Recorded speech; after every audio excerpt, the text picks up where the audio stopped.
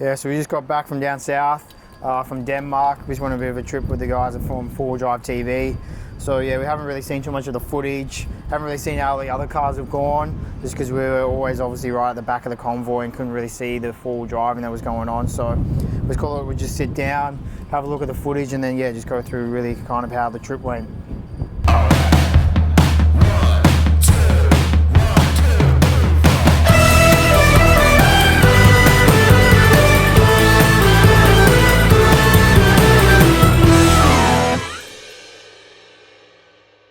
Yeah, so we haven't actually seen some of the footage, so we thought we'd go through and do a bit of a video today going through, showing us some of our reactions, how we think it went.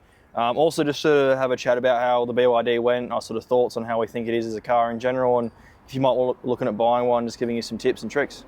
Yeah, so we started the trip off for the power line, so we left here around 2 o'clock Friday afternoon, and yeah, it was me, Ryan, Liam, Henry, and then Luke that went. So we all took our cars. Ryan obviously took the BYD, I took the D-Max, Liam took his Hilux, same with Luke, and then Henry took his Patrol. So it was pretty good that a few of us were able to get down there Friday afternoon, and I personally didn't expect too many people to be there because it was a Friday afternoon. I just thought, oh, people will either be at the pub or they'll be still at work.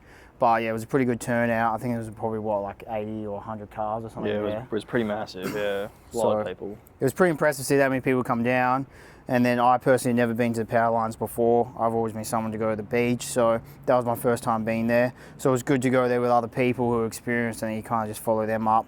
So we had our own little group of like 5 cars and kind of just stuck at the back, watched everyone else go up, and then yeah, we all kind of followed the BYD.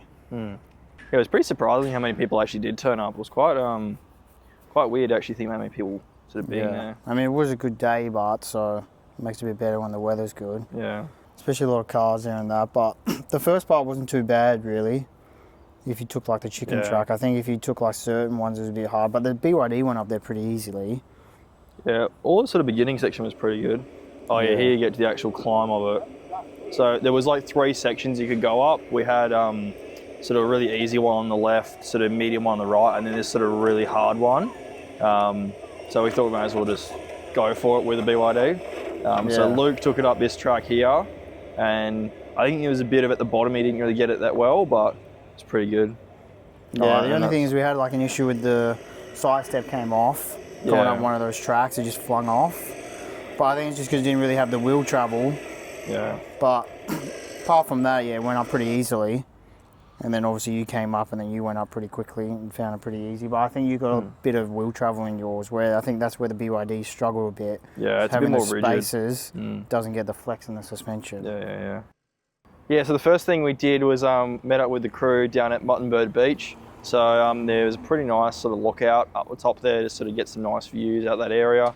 Real sort of nice way to begin the weekend of what we had in store, really. Yeah, especially like the weather we were having. I didn't expect it to be that good because I personally stay away from down south around that time of year just because, yeah, I don't really like the cold, but it was actually pretty good weather. I don't think we were really wearing jumpers most of the weekend. So yeah, I think it was really warm, surprisingly. Like I said, I'm used to Albany, all that sort of stuff being really wet and cold and rainy, and we got some surprisingly good weather for the whole weekend. So that was really nice to have the whole time, but no, really good sort of weather.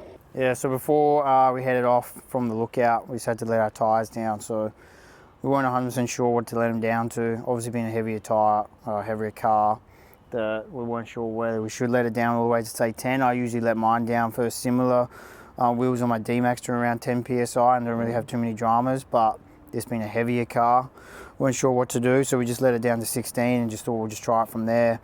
And then yeah, headed onto the beach. It seemed to go okay on the first run, but there wasn't really anything too crazy on the beach. It was a pretty okay beach. It was not the hardest we've driven on, but somewhat soft. But yeah, it was pretty nice, pretty good scenery. Water was absolutely just crystal clear. It was a great little weekend. But yeah, it was great to sort of then, we sort of came up to this sort of like river crossing slash like, I guess it was more of an inlet crossing, you could say. So Simon sort of showed us around and we all just sort of lined up to cross this thing. So yet again, first time ever sort of doing any sort of water depth in the BYD. So didn't really know what to expect. But you drove it in, didn't you? Yeah, so I was driving along this time. But yeah, I mean, I guess it was kind of good to start the BYD like that, off-road, nothing too like crazy, that we can kind of just see how it goes. because obviously being an electric car, obviously drives slightly different. And you got to drive it slightly like different compared to diesel cars. So it was good to just do something like kind of simple and not do anything too crazy, especially knowing what we had coming like the next day. So yeah, it's definitely a very different car to drive when you take it off road. If you're used to driving a diesel or sort of any sort of internal combustion vehicle on the sand, it doesn't have the same sort of like throttle response as you'd expect out of a normal like petrol or diesel engine. It's quite instant, but also has a bit of lag to it. It's kind of hard to explain. Yeah, so once we finished up at Mutton Beach, they sort of took us off. We just did a bit more sort of like scenic driving through there. So really nice to see some of that area. On the way to Dingo Beach, which was the next one we went to. Yeah, so we got down to Dingo Beach. It was a really nice sort of nice lookout area. So we went down there. We had lunch down there for that day. So just got to have another chat to the guys, sort of really get to know everyone we were down there with. It was a pretty short beach bar. That beach wasn't very long. Yeah, it was a pretty sort of short area. But that one was tougher bar. It was definitely a lot softer than the first beach. Yeah. Hence why I think like after we did a couple of those U-turns, that Hilux got stuck in the sand. We sort of drove down to the end there, sort of getting ready for lunch, and then Jason and his Hilux, they tried to turn around and got a bit stuck, so they got bogged, and obviously we stopped, tried to get out, give them a hand and everything, trying to get out of there. But what we didn't realise is then, because you were driving in the morning, he handed the keys to me after that, and then as soon as I kind of stitch you up a little bit because I parked it there, and then you had to take off. So you're the one who got bogged. First thing that I did is I get in and just got to take off, and then it just starts digging in and just got nowhere at all. So it wasn't exactly the best start for my weekend per se, but but you got it out pretty quick. We obviously just dug it out a little bit, chucked the tracks underneath it, and then you came straight out, and then obviously you were able to park up over near the lunch spot, and then it wasn't too bad. Yeah, after lunch was pretty good. It was pretty nice. After lunch is all on you, mate. That was your fault. Yeah, after lunch we had lunch, made some toasties. That was real good to have. So the BYD's got its own sort of basically inverter in the back of it, so you can just run all your appliances off the back of it. So we had a little toasty maker we had it there, and just had lunch, pretty nice. But yeah, as Justin said, after lunch I sort of took it out. I tried to reverse because we were one of the first people leaving, and we had parked the car forward in, so I reversed all the way back out, but I kept on going like too far, and just took it up to the top of the beach where it was really soft, and that was just a real bad idea because I just got bogged in and stuck, and just trying to go forwards and backwards, it just wasn't helping. One other thing we found with the BYD, I think it's been fixed in an update since, but when we were doing most of that movement, trying to get in and out, the accelerator wasn't really helpful with like modulating. It was really... Well, it cut out. So like obviously as soon as you got under too much load, it would just decide, I don't want to do this anymore, and so just cut out. You kind of had like, if you've ever driven like an automatic where at the bottom it has a click, this has the same thing. So you'd be having your foot like pretty much flat to the floor as much as you can, and it'd be almost like idling, like doing the tiniest bit of movements, and you wouldn't get anywhere, you just dig yourself in. And then if you try and go any further, it would just override it completely and go to full throttle, which was good, but it would just do the same again. It would just dig you in more. So yeah, but then it'll cut out after a while. Yeah, it would then just cut out. The same thing happened at the power lines. We went into that deep like rut. We could get up and out, but then I think we're under too much pressure, and then you just foot to the floor, and then all of a sudden just cuts all momentum, and then you lose it all, and then it's so annoying because it could get out, but because it just cuts the accelerator. Yeah, it's just the traction control just needs to be a bit improved. So I mean, obviously it's an EV. It's like one of the first of its kind to have like actual EV motors driving the engine, driving the wheels. So there's going to be some little issues with it to begin with, but I know they've done a lot with the software already to try and make it better. So I think it'll be, if you came back in a year's time and we did the same thing, we won't have the same issue. Yeah, so after getting out of that one, we got stuck again about like 50 metres down the road, which I'll say yet again was my fault. But this time it seemed to be a bit more of an issue. So we tried with the tracks, and we weren't getting out. We get past the track and then just dig down again. So basically we opted to, I think we first put the tyres down, put down a 12. And then we had the guys we had an issue where it was uneven, but that was a big problem as well. Yeah. So like, I don't think the gauge I was using was working too correctly, because we went around and ran through all the tyres again, and some were at 20, some were at 16, some were at like 15. It was just crazy. So we kind of just opted just to drop it down to 12 and try to see if that would help, because like Liam was saying, we'd get out a little bit and then all of a sudden it'd just dig back in again and we couldn't get anywhere.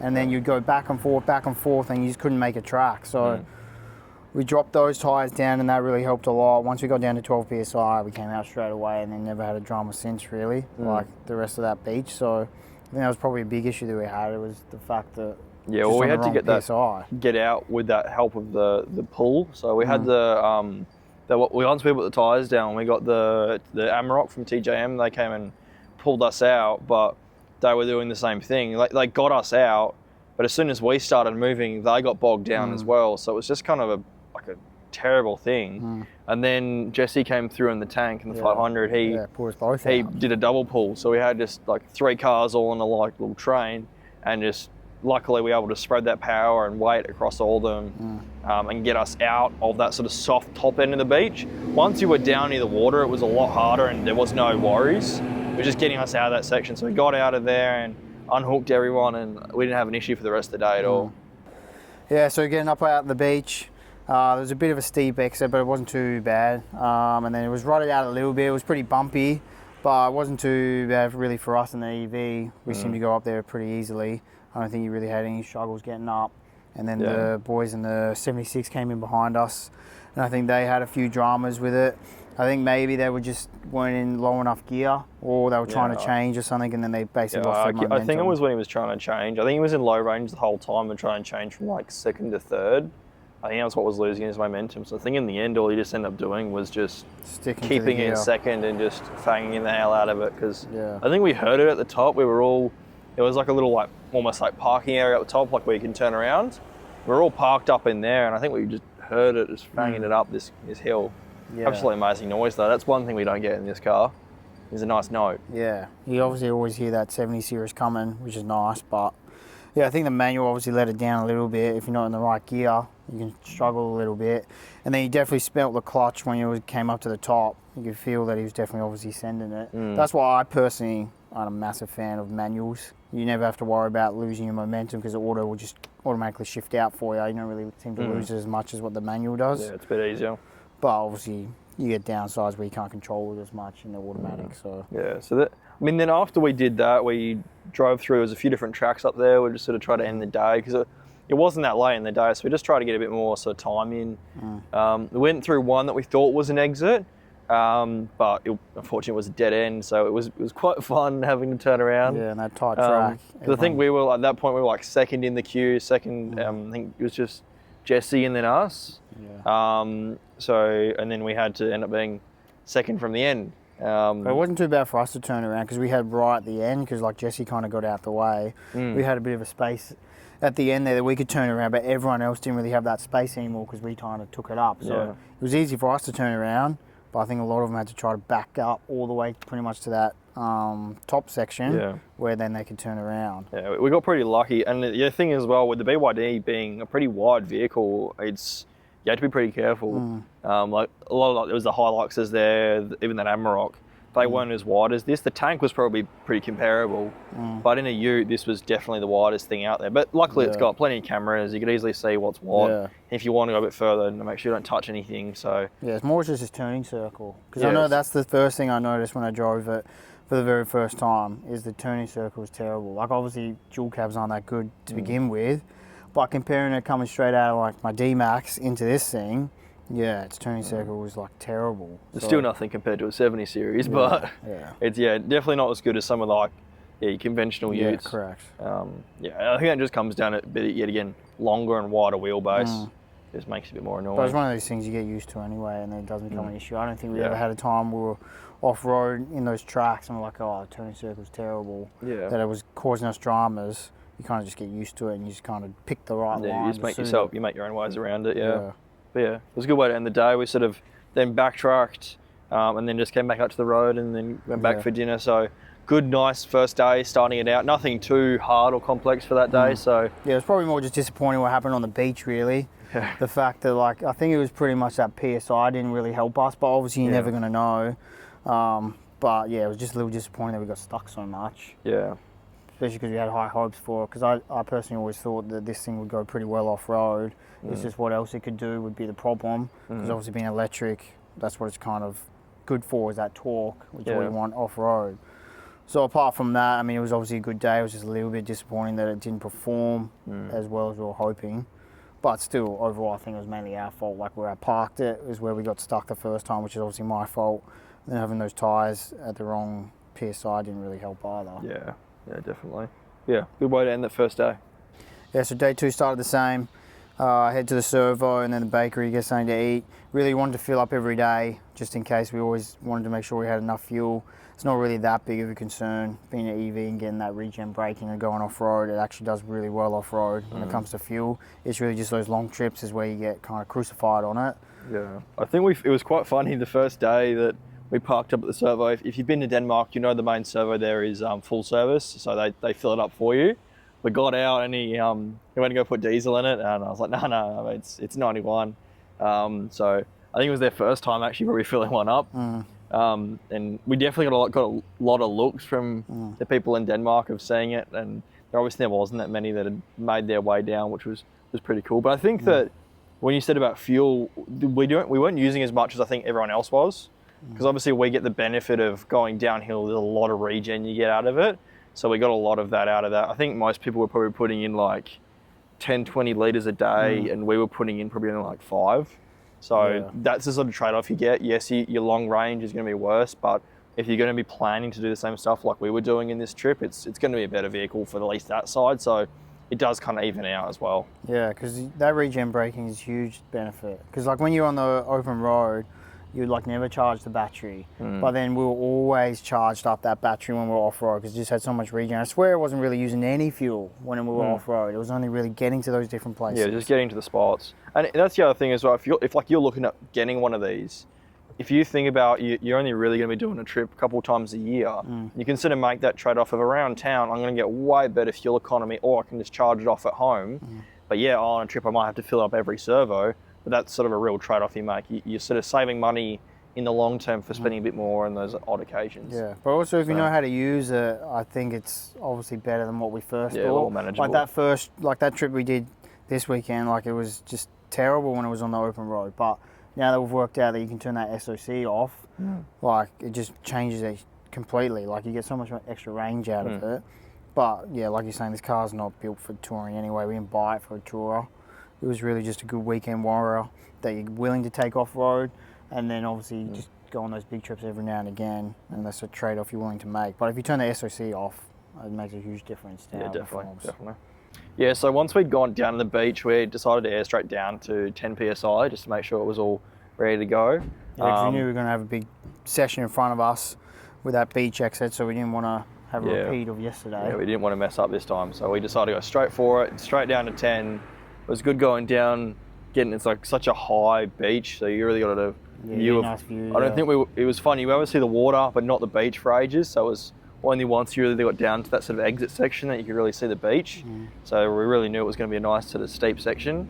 And there was I think it was like a government vehicle we saw. It was an old like 100 series 6-wheel drive conversion. Really weird car we saw there. So that sort of stopped us. Had a chance to just double check everything before we went down the beach and going down. You drove down. What do you sort of think about the sort of situation we had of going back up? Yeah, I mean, obviously it's hard to tell when you're going down because, I mean, you never really know what to expect coming back up because obviously it looked pretty steep and pretty bad, but to be honest, it was like, oh, it's nothing crazy. It doesn't seem like it should be that difficult because it didn't seem like it was super steep. So I was like, oh, we should be all right. And then obviously seeing a few other cars that were down on the beach, I was like, those cars can make it, surely we can. Yeah, so exactly. I was confident we could probably get up, but obviously you never know until you give it a go. Yeah. I definitely, as we were going down, obviously you were driving, I was in the passenger seat, I was looking at the stuff and I was sort of going like, it's not exactly the most steepest exit or like the most rutted out exit, but it just had a lot of everything. Like there was quite a few turns that were quite sharp. There was a lot of ruts and it was steep. So it was just that there was a lot of factors that I was worried about later in the day that were going to be fun to get back up. So but yeah, we drove down in the end. It was about lunchtime by the time we got there, had some feed, and then we sort of just contemplated there was a about few the drive dolphins out up. in the ocean as well, so it was a pretty nice spot to have lunch. Yeah, really scenic. And then we Great had a bit little of spot. shade as well. We were protected by the rocks, so it was a pretty nice little spot there. Yeah. But yeah, nothing. Same thing. That beach was nothing crazy. It was pretty flat, pretty hard as well. Pretty so hard. It was Yeah, the easy actual when you were beach down itself there. is pretty good. There was a lot of locals down there. Yeah. So like there is another exit up down. So like the one we did isn't the one you need to do. It is kind of like a little challenge track, if you will. But yeah, they had lunch, turned around, and sort of prepared. We were all right at the end. There was only just the a camera camera car. car. Yeah, it was that Hilux, the TJM Hilux that was behind us. So we sort of got to see everyone else do it. Yeah, but obviously you didn't know how they were going. That's the Yeah. thing. We could only kind of tell roughly how they were going off the actual radio calls. So the only one that we knew that was actually struggling was the 76 because you could just hear it roaring over the radio. Yeah. And I think they had to give it a couple goes. But apart from that, we didn't know if like who actually struggled, who did it pretty easy. But they obviously all made it up. So definitely we wanted to go up first go because you didn't want to be the only one that couldn't make it up really. Yeah. So yeah, we were kind of last to go up, and then you were obviously driving, and then yeah, I think you drove it pretty well. You seemed to make it up pretty easy. I think there was only one little small section that you heard a little bit of wheel spin, but apart from that, it seemed to do it pretty effortlessly. I Yeah, think. because there was you went up, and then when you turn around, there was like two main sections you'd lose momentum. So you went up, there was about a 90-degree turn, and there was another one that was probably 90 degrees the other way, maybe a bit more sharp. So you had to really just scrub off a lot of speed there. But one thing that was just great with this is because it's an EV, you can just keep that foot down. It has like continuous power, especially from down low. So it was just putting power down no matter what it was. You didn't have to worry about gears or anything.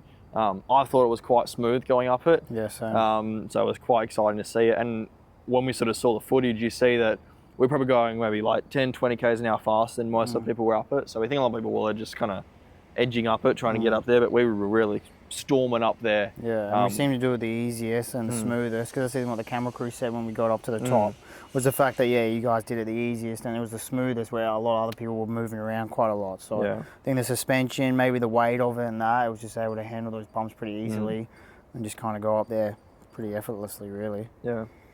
And then, yeah, kind of once we got to the top, it was a bit tight, everyone trying to park up in certain places. Obviously, Jesse wanted to have another go at the harder track. Yeah. And then he had to have a few goes at it. It was lucky he had the bead locks because he was able to go down. I think it was 4 PSI he went down. Yeah, I think it was to. like 4 or 2 he got to in the end there. So, but he was pretty crazy trying to get that last track out. But he got it, so good on him. It took him a few tries. So, I mean, that car like really surprised me. Yeah. Like the stuff that he does with some of those cars. Like he's got that 300 as well, the Tank 300. And then they're just some of the modifications they do, and I mean how capable they are. I mean, even like both of them are obviously Chinese vehicles, and like I knew when we bought this to begin with, I was pretty skeptical, but I think after this trip, I've sort of really been, I won't say transformed, but really like not as skeptical anymore. They're pretty good vehicles for what they do, and the price you pay is really good. Yeah, especially because it's their first time they've done a full drive. I was obviously confident in the car itself because I had a few mates that have BYDs, and they were really solid cars, but then how they would go making their first four-wheel drive was obviously going to be the challenge. But I think they've done a pretty good job for the first go, and yeah, it seemed to handle it pretty easily off-road. So, especially for a ute, I think it's done a really good job. And then, yeah, kind of after leaving there, we didn't really do too much. It was kind of just a scenic drive out, nothing too crazy again. And then I think it was starting to get close towards like the sunset, and they just wanted to do a bit of a bonus track. So I think on the way back to Denmark, we kind of teed off and then went down like a little bonus track area to try to catch the sunset, which was a pretty nice little like area to go down because there's a few mud holes and that. And then we got to that big one. Obviously Jesse tried to go down that middle one, and then he didn't seem to make it too well. So then he went off to like one of the ones on the left. I think it was. He didn't really get in. It was quite funny. We sort of saw it right at the end as he was in, but he just sort of like drove in and then just stopped. He didn't really get anywhere. So I think it was the 76 pulled him back a bit just to get him out of there. And then we sort of were all looking at it like we got one giant bog hole in the middle. Then we had, I think out to the right, there was one we also didn't like the look of. Correct. And then we had two on the left. One was a proper chicken track and one was a not so chickeny sort of middle track. So we moved, I think it was a tree we had to get out of the way, push that out, and then pretty much everyone went through that, and then it was... Because I think we were second last in the convoy, I'm pretty sure. Yeah. So yeah, obviously everyone followed Jesse through that one, and then it was our time to go. And then obviously Simon wanted us to take that one, but we didn't come here to do that. We obviously wanted to test it, so I was like, oh, suffer, let's go to the middle one. What's the worst going to happen? Someone was trying to tell us, he was trying to say we shouldn't do it. But I mean, I was driving and luckily Justin said, do it. So if boss says, yeah, I'm going to do it. So yeah, we kind of had nothing to lose in my personal opinion. I mean, obviously you do because you could damage the car. But I just looked at it as we had a heap of other cars there. It didn't look like it was too crazy. And we obviously wanted to see what it was like in mud. So that's why I was like, well, let's try the hardest one, see if we can prove a point. So that's why we gave it a go. Yeah, so once we told Simon that, he gave us a bit of pointers. So there was a bit of like not the wheel tracks, but your actual sort of sections that were up above it that we went through. So just kind of straddled those two bits and just, I think I got up to probably almost like 30, 40 Ks an hour and just launched it off of it. And then we just caught it. We jumped most of that hole, and then just at the end of it was where we sort of back dipped down, but the front of it was luckily over the end and just clawed over it. Catch on and then get out. I was definitely a bit scared when I got over that because it sort of dug in, and then I was like, oh no, I'm stuck. Yeah, so after we went through and had a bit of a time to celebrate about that, Jason in the Expedition Hilux decided that he wanted to give it a go as well. And then Simon gave him sort of similar tips to try and do what we did as well and just sort of get as much momentum through, but the back of the car just dipped right into the ruts and just lost all momentum as he went into the hole. So yeah, I think us having like the wider track and a heavier car made it a lot easier for you to stick to those lines. Yeah. But yeah, I think he got like halfway down and pretty much came straight off. Yeah. And then as soon as he came off those tracks, he lost all momentum and then didn't have much hope really. It wasn't exactly the best as well because we'd already aired up our tyres for the end of the day, so all of us were still at probably like, I think he was at 40 PSI, so it wasn't even like he had the tyres nice and low so he could get himself out. He kept on going backwards and forwards and just digging himself more and more in a hole really. So yeah, luckily which obviously didn't help. No. But yeah, I think the reason we were able to get through so easily was you stuck on those tracks for a long period and then it was only right at the end where he kind of got halfway through and then ducked down and then lost all that momentum. So made it a bit harder for him to get through where you kind of just, you took the perfect line pretty much. Yeah. So then I was able to, we pulled back, guys from TJM got some actual kinetic ropes out and we just gave it a nice little tug to pull it out of there. So you might have seen that video going around a bit. It was a nice little video of us pulling out a Hilux. So that was a bit of a key point of the trip, but a good one for us. So pretty exciting there. Yeah, and then pretty much got him out, unhooked. And then we just continued on down the track a little bit, trying to catch the sunset. And then I think we were first in line, I'm pretty sure it worked out. So yeah, then we all went down. And then I think, we overheard on the radio that Jason was having a few dramas with his car. So yeah, we all turned back and then checked it out. But yeah, it didn't sound too good from the sounds of it. Just couldn't move. It looked like it was a transmission issue, but obviously weren't too sure. So I think we pretty much just pulled it out of where he was off the track. And then they tried fixing it, but I don't think they had really too much luck. Yeah, it was right at the end of the day as well, so you could see as all the lights were sort of starting to dim down, we turned the car around, tried to turn all the lights on so we had plenty of light to see. But then they ended up getting the Hilux past it, the TJM Hilux past it. We just had to just wiggle it backwards and forwards. Obviously, it was like I think we ended up being the transfer case that was the issue, but it was like a grinding of gears and it just didn't really sound good at all no matter what it was. So we got it in neutral, able to get it around, a lot of pushing and tugging from all of us to try and get it around, but we got it around and then we just pretty much flat towed it the whole way back. So it was a bit of not the nicest way to end the trip, but at least it was at the end, but so. Yeah, it was a good bit of camaraderie. We all sort of helped each other out, made sure they got out. Yeah, that was a good way to end the day, I think. Yeah, and then pretty much got back to Denmark and then went to the pub and that was pretty much it. So you're done, really. Pretty good way for it, yeah. Yeah, so it was a really great weekend to have out there with the boys to have a bit of a trip. I would like to say thanks to Simon and the guys at 4Drive TV. They really made the weekend pretty outstandable, so it was good to see. Really great weekend we had. So that's pretty much it for the video for now. If you've got any sort of questions, leave them down below. If you sort of like these sort of videos, more like Q&A, sort of what we've been doing recently, let us know. We'd love to hear your feedback. Apart from that, we'll see you guys in the next one.